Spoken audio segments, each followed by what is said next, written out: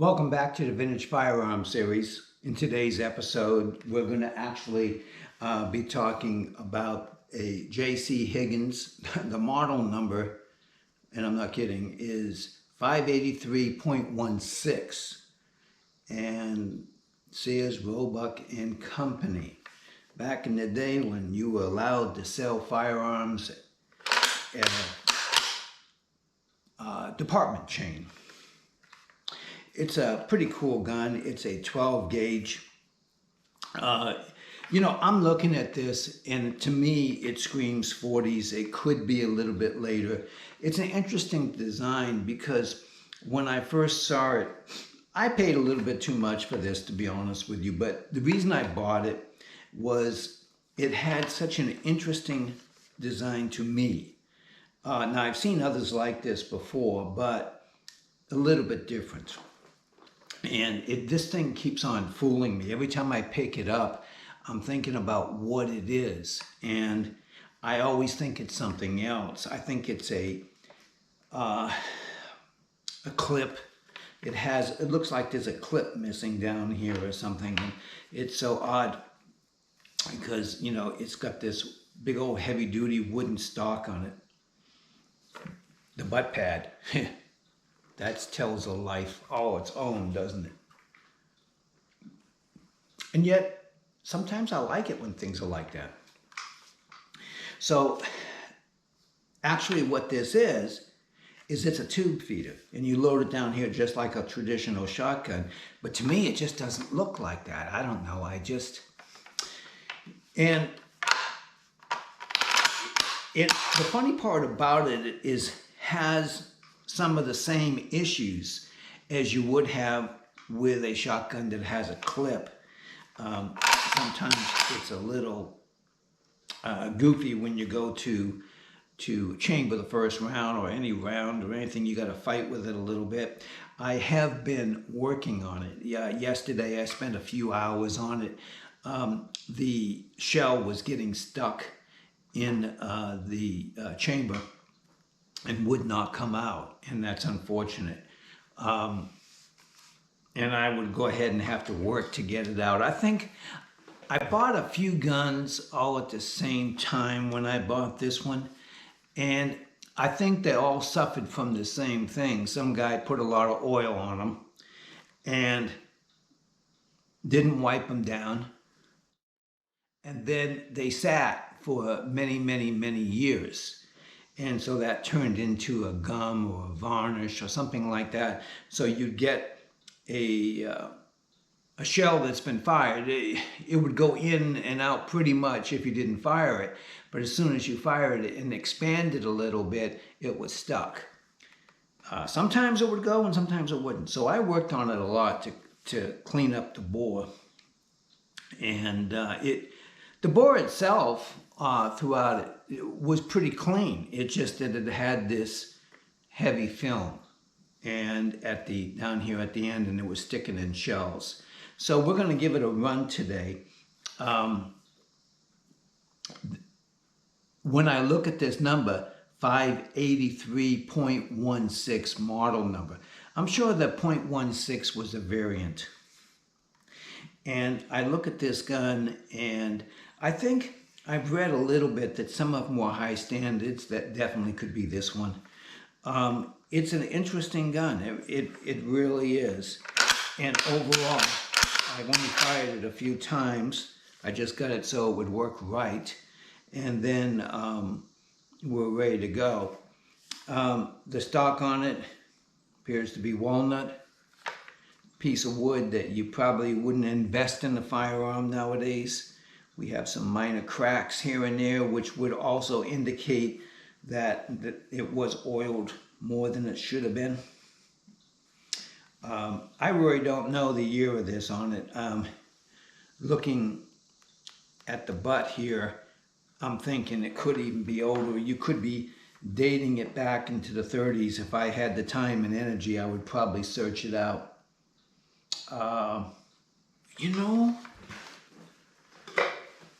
Let us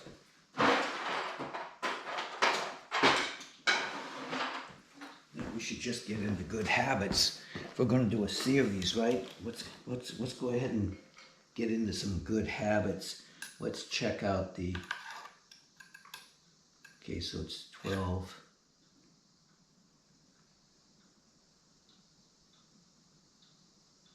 Huh.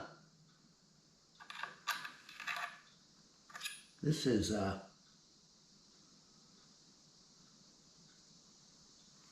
it's a cylinder bore. So I don't know. I don't believe it's been shortened. Looking around for a tape measure. Hang on a second.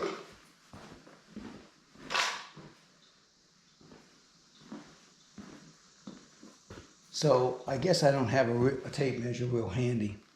But I don't believe this gun has been shortened at all. So what was this gun designed for? I don't know. I think it was designed for something heavy. It's got a real long barrel, right?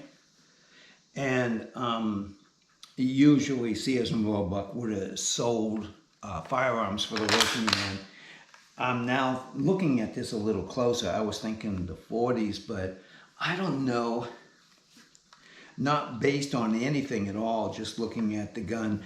I'm thinking maybe the 30s. And I don't know that. But I do not believe that barrel has been shortened.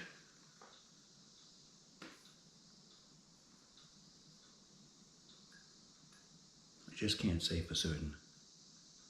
But it sure would have been awful long if it had been shortened. So in any case, so now it's cylinder. So what would you shoot through that? Well, you shoot something pretty heavy through it, that's for certain. So let's go out and have a little fun in the side yard.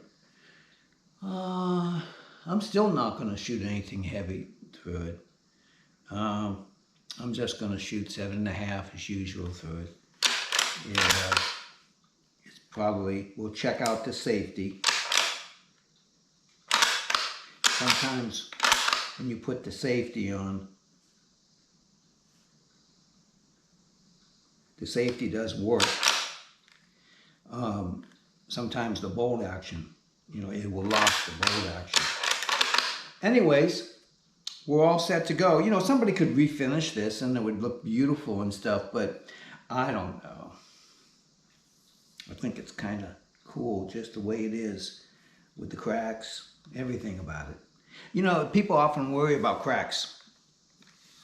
And if you're dealing with a collector gun, that would certainly be the case. I would be very, very, very worried about cracks. This is not a collector gun. This is a user's gun. So you have to ask yourself, are those cracks going to cause you any problems in the short term? I don't think they would. Now here, it looks like, has it been pinned? I don't think that's a pinning technically. I think that came from the factory. When I first saw it, that's what I was thinking, but I see some cracks in them, so I'm wondering. But I am pretty sure that that's what it is here. We'll flip it over on the other side. I'm pretty sure that's what it is. So, in any case, let's go outside, take a couple shots, put on some ears, kick around something, cans or something. Okay? Thank you so much. Let's head outside. Let's have a good time. Should be fine. Let's load her up. Make sure she's on safe.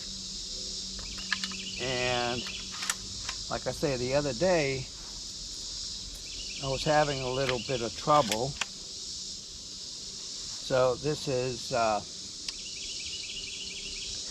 got a block in there, so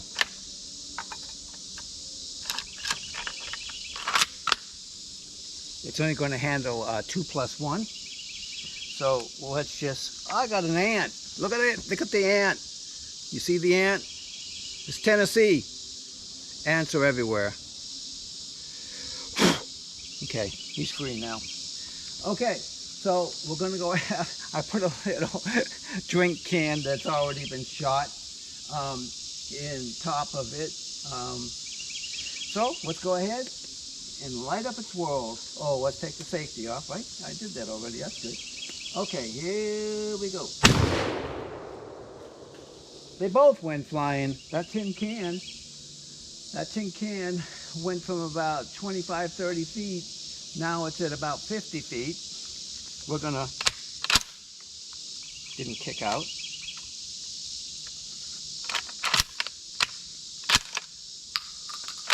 Okay. Which shall we go for? The little tiny can or the big can? Let's go for the big can.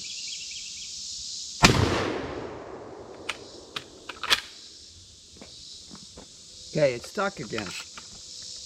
This is what it was doing the other day. Okay, I'm gonna take a little break and free it up. Okay, I've got some of it figured out. Let's go ahead and give that can one more shot.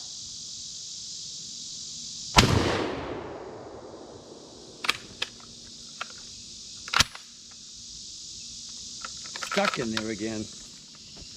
So I think, just honestly, this gun needs to be used some. I think that's really what it is. In any case, I hope you enjoyed. These are unscripted. You never know what you're going to run across when I do a video, because they're not overly refined. It's not thought out ahead of time, but just grab a gun and do something with. And this is a gun, as I'd mentioned to you early on, one that I had been working on. So trying to get it. It still has that same problem. It has a tendency to get stuck. And I think I've got to take a brush and clean it out. I see a tiny bit of rust that I had overlooked before. And I might also want to clean around a little bit of the rim. So I'll check all that out a little later on. Hey, thanks for coming along with today's episode of the Vintage Firearm series. I was actually going to show you another video of, I have a couple of very unusual K31s. That's the Swiss, what was it, that ammo they use for that? 7.5 by 55, something like that. I ordered the ammo, so I just recently got it. I wasn't able to get it before, and now I found a source. So I hope that you found some of this interesting, and we'll look forward to doing the next episode tomorrow. Now I do want to point out, in my defense, that I don't edit hardly anything. I edit just what I have to. Like when I'm walking down there and stuff, I'll probably take that out and that kind of stuff. But that's about it. You know, there's not much more that I edit. I just go for it. What gets said, and all of that. This is not some professional type channel. It's just a guy who loves guns, and hopefully you enjoy that part of it. That's what I have to offer. Not some fancy, all frilled up thing, okay? No sponsors, no nothing. Just shooting a video, no monetization, nothing. Take it easy. Bye-bye.